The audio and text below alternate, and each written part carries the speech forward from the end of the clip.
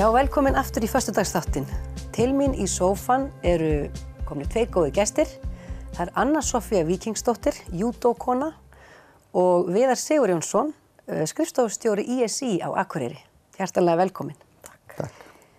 Það stendur mikið til í næstu viku á alþjóðlegum baráttudegi kvenna 8. mars. Vilt þú segja okkur aðeins frá því, Anna Soffía? Já, það verða sem sagt svona hádegisfyrirlestur og ég verð með erindi og Viðar verður með erindi. Einnig sem að hún Ragnheiður Runóls verður fundarstjóri. Já. Og einhverju aðri með tölu. Og þið ætlaði að fjalla aðgerðir ISÍ í kjölfar MeToo-byltingarinnar, er það ekki? Það er ekki rétt. ISÍ er komið á fullt. Mikið rétt.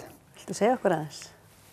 Já, ISÍ hefur svo sem brugðist við þessari byltingu að mikilli festu og margt sem hefur verið gert nú þegar og margt sem er framundan. Aðeins kannski stikla á stóru bara í því hvað við höfum gert.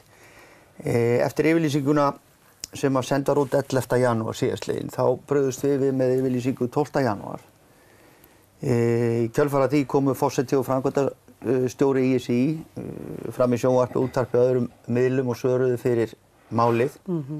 Fundur haldið með forsvarsmanni MeToo-hópsins Hafdísi Hinriksdóttur á þeim tímapunkti, fljótlega upp úr því þar sem farið var yfir umfang málsins og mögulegar aðgerðir. Fleiri fundir með mjög mörgum aðilum sem hafa verið haldir vegna málsins. Við höfum sett allt okkar efni sem við eigum í tengslu við þetta á forsíðu á okkar miðlum. Upplýsingagátt kynferðislega áreitni og ofbeldi var sett upp á heimasíðu ISÍ strax í kjölfarið. Við höfum bætt efni okkar í menntakerfi þjálfara, sett strax inn aukið efni þar og aukið áherslu á þennan málaflokk í menntun þjálfara og gott að geta sagt frá því að hver einasti þjálfari sem að fer í gegnum menntakerfið okkar fer í gegnum uppfræðslu í þessum fræðum. Og einsvarandi fyrirmyndafélög ISÍ, þau sem sagt geta engan veginn útskrifast með gæðavottun frá okkur sem fyrirmyndafélögunum með skýra stefnu í þessum málaflokki. Já, byrju fyrirmyndafélag. Hvað er það?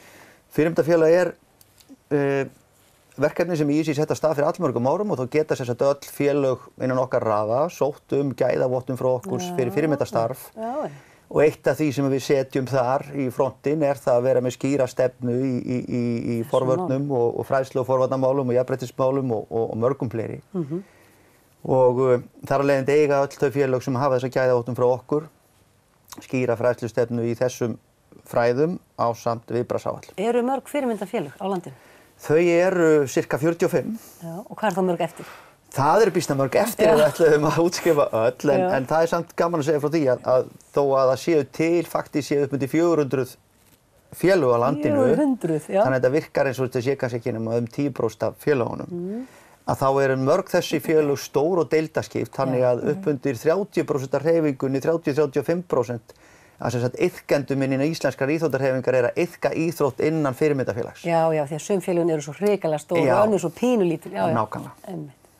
Takk fyrir þetta og Anna Soffía, þú ert ein af þeim sem stofnuðu Facebook-grúppuna fyrir íþróttahópinn, íþróttakonurnar. Hvernig kom það til? Eins og fyrir mína parta, ég náttúrulega gerði þetta með henni Hafdísi og fyrir mína parta var það bara svolítið þannig að ég var svona að hugsa þessa byltingu, þessa mikilvægu byltingu sem er svona, að kollvarpa öllu í samfélaginu okkar, þetta svona menningarlega óréttlæti sem er að eiga sér stað í mjög mörgum greinum. Og ég fór að hugsa bara íþróttirnar, ég hef náttúrulega verið íþróttamanneskja síðan ég var mjög ung, ég þekki margar íþróttakonur úr ólíkum íþróttum og maður hefur oft orðið vitni að ýmsu sem að á bara ekki eiga sér stað. Og ég var að labba heim og það sem ég er nú þjálfari, að þá fór ég að finna bara fyrir svona bara, ég verð að gera eitthvað. Þú veist, ég verð að gera eitthvað. Þú veist, ég ber ábyrgð á því að íþróttakonur framtíðar líði vel í sinni íþrótt. Að þú veist, íþróttir hafa hjálpað mér rosalega mikið, en það getur náttúrulega ekki hjálpað þér fyrir ofbeldi á þeim stað sem að, þú veist, svo íþróttir alltaf settar upp þannig að þær eiga að styðja við því í lífinu og gera eitthvað fyrir þig og efla þig. En það eflir þig ekkert þegar þú ert að verða fyrir ofbeldi að til dæmis þjálfari eða eitthvað þannig. Þannig að næsta skref var bara að byrja að stofna hóp og byrja svona aðeins að setja inn í hana. Það var svona fór hægt af stað en svo kom þetta hjá okkur og það voru margar mjög erfiðar sögur. Og veistu eitthvað hvernig þeim konum reiðir af í dag sem, eða þú veist eitthvað hvað það er að gera eftir að hafa kannski birt þessar sögur? Sko, ég ætla nú ekki að fara eitthvað djúpt ofan í það, en það bara svolítið þeirra mál, sko. En ég hef alveg fengið að heyra það sem að mér, það hefur verið þakkað fyrir að hafa opnað á þetta, að þær hafa kannski farið og konfrontað einstaklinga sem það ekki þorað að gera áður, fengið afsökunarbeiðni, fengið skilning út af að þeim hafi liðið illa í ákveðnum aðstæðum. Þannig að já, það hefur einhver heilun hefur svona átt sér stað í kjölfarið. Ég myndi alveg segja það. Og þetta ætlið þið að ræða í hádegisfundinum í Borgum, segiru? Já. 50-daginn? Já. Og Viðar verður líka með erindi og ferði yfir það sem ISÍ hefur verið að gera. Já, þetta magnað. Verður ekki talað sko samfélagið hérna fyrir og eftir MeToo? Þetta ekki þannig? Þetta svo breytt einhvern veginn. Ég held sko, við erum náttúrulega líka bara sko, eins og maður veit það náttúrulega aldrei núna, en ég held að við séum að lifa á byltingatímanum, þannig ég hugsa, eftir 50 ár, þá hugsa ég að þetta verði alveg komið þetta, fyrir og eftir MeToo, af því að það er bara svo rosalega margt að koma upp á yfirborðið, sem hefur fengið bara að grassera og á alls ekki að gera. Hluti sem voru í lagi eru bara ekki lengur í lagi. Þetta einhvern veginn svo breytt. Þeir voru náttúrulega bara aldrei í lagi. Nei, en samt eru bara látnir slæta einhvern veginn ef maður sleppir. Já, ég held að það bara viðhorfið, þetta bara, og það er það sem að krefst svo mikils, það er viðhorfsbreytingin. Eins og innan íþrótta, ég meina það er til kannski fullt af einhverjum stefnum hvernig á að takast á við mál, en ef að viðhorf iðkanda eða þjálfara er ekki rétt, þá náttúrulega breytist ekki neitt. Þannig að við verðum svolítið svona að hjálpast að breyta viðhorfinu. Það gerum við saman, sko. Og inn á borð til þín hérna á Akureyri, eru þessi mál alveg bara, hvernig virkar þetta fyrir þig, svona sem partur af ISÍ? Klálega berast inn á borð til mín, ekki síst í ljósi þess að ég er með 2 stór verkefni fyrir hönd ISÍ sem ég stýri. Það er annars vegar þjálfaramenntunin. Já, þetta snýr beint að þér. Sem gildir fyrir hreyfinguna alla. Og svo þessi fyrirmyndafélagsverkefni. Og það að við skulum hafa til mjög langs tíma, löngu fyrir MeToo-byltinguna, að vera með raunverulega efni inn í menntakerfi þjálfara sem að snýra þessu er ákaflega gott að geta sagt. En það er eins og var hárrétt að þetta þarf að komast inn og síast inn og komast í framkvæmd til þess að reyna að fyrirbyggja þetta sem frekast er hægt að svona eigi sér stað. Við hjá ISÍ sko fögnum þessari umræðu verulega sem að fylgt hefur þessari herferð og þökkum þeim einstaklingu sem hafa komið fram með frásagnir sína fyrir bæði frumkvæði og hugrekki fyrir að gera það. Og það eru skýr skilaboð til okkar að við getum gert betur í þessum fræðum. Það liggur alveg kristaltært fyrir.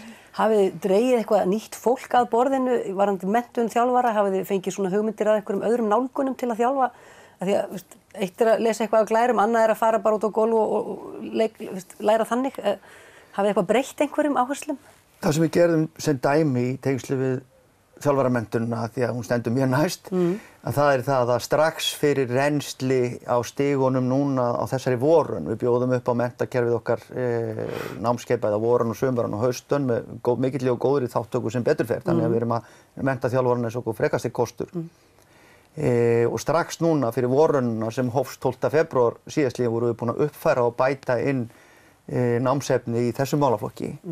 Meðal annars fengum við myndbönd frá Noregi sem að við staðfærðum með settum íslenska texta inn á sem að fjalla einmitt þessi mál og fengum heimild hjá norska íþróttasambönd til þess að bæta þessu inn. Svona leikinn myndbönd þá, eitthvað svona? Já, þetta eru leikinn myndbönd. Það koma mjög góð myndbönd, stutt, svona hnitmiðs og skýr skilaboð í þeim sem eru núna fyrir augunum á öllum þjálfurum. Þetta er frábært að heyra. Það er líka gott að geta sagt það að við stöndum dálítið sér á báti íþróttahreyfingin hér hvað var að þjálfaramenntun. Við viljum og það stefna okkar hefur verið frá því fyrir aldamót að þjálfarar fari gegnum okkar menntakerfi og verði hæfir til sín að starfa strax með börn 6 ára gömul sem er svolítið sérstakt á Norðurlöndunum. Það er svona meira og minna annars staðar á Norðurlöndunum önnur áhersla í þjálfun barna, þar sem að kannski menntunin er ekki endilega í forgangi hvað var að þjálfun barna, en hér viljum við bara að þjálfari sé menntaður og hæfur til sín að starfa strax frá 6 ára aldri. Já.